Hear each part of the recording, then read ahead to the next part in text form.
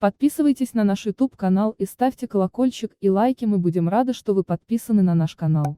Талибан взял под свой контроль важный аэродром в северной провинции Кундуз. Пресс-секретарь Талибана Забихулла Муджахид написал в своем твиттер-аккаунте, что боевики взяли под контроль аэропорт.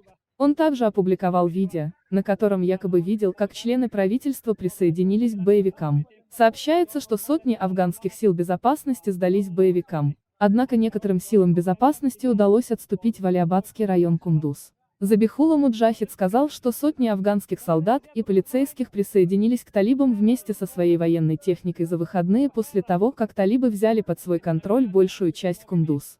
В связи с усилением в последние недели территории, контролируемой талибами, президент Ашраф Гани отправился в столицу провинции Балх, Мазари-Шариф, чтобы оценить ситуацию с безопасностью на севере, как сообщили в канцелярии президента. Подписывайтесь на наш YouTube канал и ставьте колокольчик и лайки, мы будем рады, что вы подписаны на наш канал.